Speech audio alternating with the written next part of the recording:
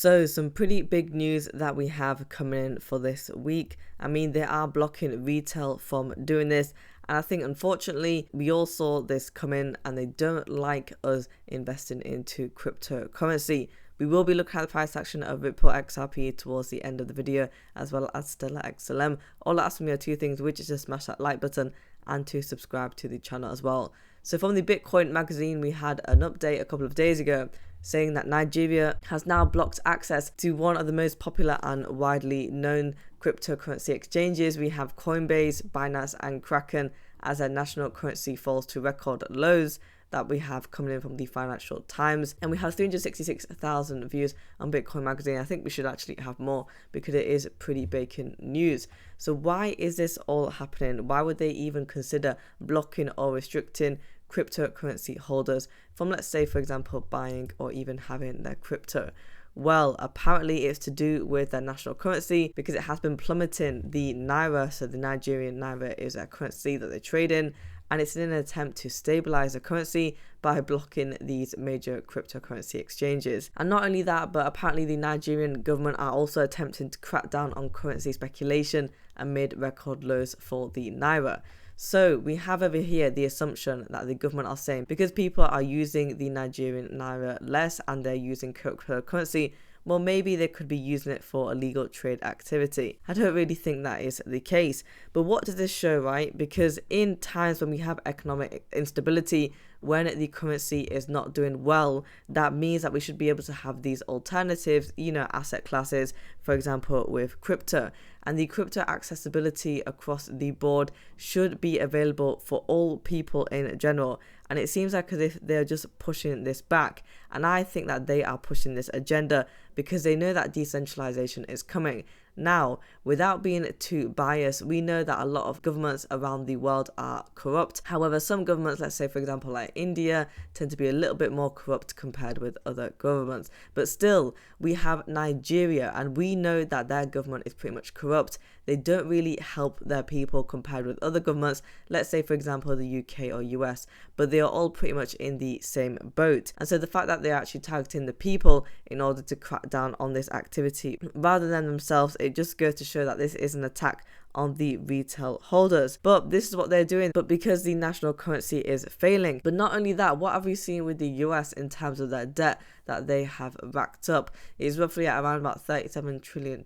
I mean, we probably have more users in cryptocurrency in the US compared with Nigeria anyhow, but still it is blocking them and restricting them from those cryptocurrency exchanges. So we have over here that the Nigerian Communications Commission issued orders to telecom companies late on Wednesday to restrict consumer access to websites of these cryptocurrency platforms. And so it's not like as if the retail holders are just able to say, right, well, I'm going to do it anyway. They've actually told these telecom companies saying that, right, you need to block this so that they're not able to do it. And I'm not sure if there is a way around this. Maybe you can use a VPN perhaps, or something like that, so that they are not able to track or trace them. And we have over here that consumers experience only intermittent access to these sites on Thursday. So imagine if we had this issue happening in the UK. I think that there would be outrage. And if they told our telecom companies to restrict consumer access to the websites, I would definitely be annoyed. I'm not quite sure if we would have riots. I think that's a bit too much, but it definitely would cause uproar because now you are restricting the freedom of what people want to do, as long as they are paying their telecom bill. And of course, as long as they're not doing any sort of illegal activity, they should be able to do what they want to do and when they want to do it, really. And it says that the cryptocurrency exchanges have played a big role in establishing unofficial market prices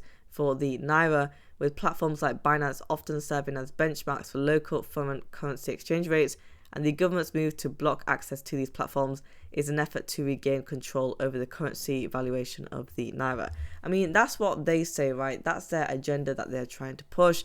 But I think it's in order to gain control in general and over the population. They're able to control you with the naira, but they can't do so if you're able to move your money from the banks to crypto, because that is what this all is, right? At the end of the day, the banks are not liking cryptocurrency because you're moving your money from where the banks are, and that is where they use money, for example, when it comes to investing and with the loans, and then you move it to crypto. So they're no longer able to control it, and especially when you have that cold storage wallet as well. And over here, we have Binance facing regulatory shutdown in many countries and causing disruptions in the currency market should not be allowed to dictate the value of the naira, not on its crypto exchange platform, and crypto should be banned in our country, or else this bleeding of our currency will continue unabated. I mean, it's a pretty strong statement saying that crypto should be banned in the country, especially with the fact that we know that Nigeria has a lot of economic instability compared with other countries like the US or UK, for example. There should definitely be alternatives for the people, and I think that is one of the alternatives that they will like and is easy to use as well. And so we have the shutting down price setting websites and declaring certain cryptocurrency entities illegal, and Nigeria's national currency has lost over 70% of its value since the central bank lifted its dollar peg in June. So they're obviously having a lot of problems with their national currency, but the fact that they are saying that certain cryptocurrency entities are illegal, it just goes to show what they're trying to push out with their perspective. But not only do we have that coming in from Nigeria, we also saw this from the ECB, or European Central Bank, which came out on the 22nd of February, and it caused a lot of uproar because the ECBC were actually spreading FUD. Now it has 7.8 million views when it originally had 1 million views. So they say over here that Bitcoin has failed to become a global decentralized digital currency and instead fallen victim to fraud and manipulation. And the recent approval of an ETF doesn't change the fact that Bitcoin is costly, slow and inconvenient. And we have over here the ETF approval for Bitcoin, the naked emperor's new clothes. And the article has some numbers that it runs down on, saying that a certain percentage is complicit in illegal activity. But we all know that this is FUD because Bitcoin has been one of the best digital assets out there, outperforming of course in the past 10 years. And so they can't really say that it has failed to become that digital currency. And not only that, you can see in this report, the currency of crime, that Bitcoin remains the top choice for money laundering in the digital world, with illicit addresses transferring 23.8 billion in crypto in 2022, marking a 68% increase from the previous year. And so they really are trying to paint Bitcoin with a bad name. And it's quite ironic how it is also coming from the ECB. However, I love this little bit of context that is now added onto X, because it really goes to show and dispel the FUD rumors that we have. So we have Chain Analysis found that only 0.34% of the transaction volume with cryptocurrencies in 2023 was attributable to criminal activity, and Bitcoin's share of this is significantly lower with 25%. Illicit transactions with euros accounted for 1% of the EU's GDP, or 110 billion in 2010.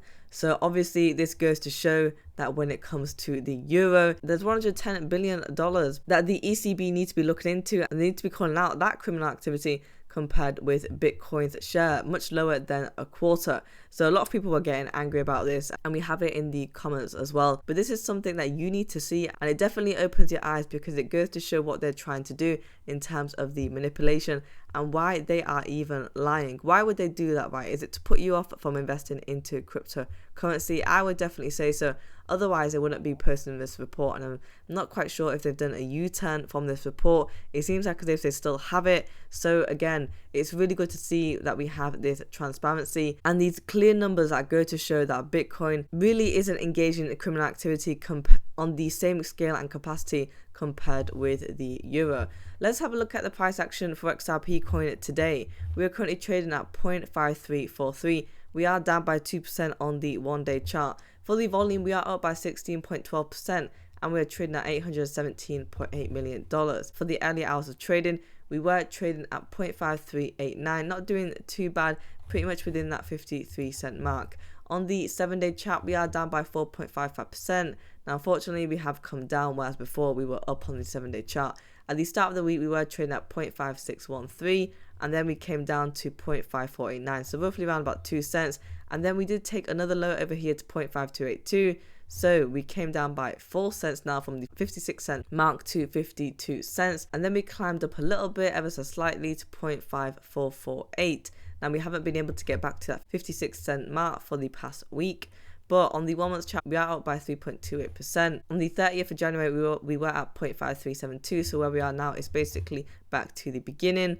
On the 1st of February, we took that low to 0.4929, below that 50-cent mark. And the highest that we went to was 0.5733, roughly around about there on the 16th of February. So where am I currently looking for the price tag for XRP coin? I want to see it go to 55 cents first. Let's see if we can get support there. and then head off to the 58-cent mark. For the price action of Stellar XLM, we are currently traded at 0.115. We are down by 1.2% on the 1-day chart. For the week, we are down by 2.3%, but we started off quite nicely at 0.121. We came down to 0.112, and then we took a nice climb up again to the mid-range of 11 cents. On the 1 month chart, we are only down by 1%. Not that much, but still, let's see if we're able to hold the mid-range of 11 cents first before we are able to head off to the 12-cent region. Guys, if you want daily Ripple XRP and Stellar XLM coin news and crypto news in general, subscribe to the channel and like the video as well.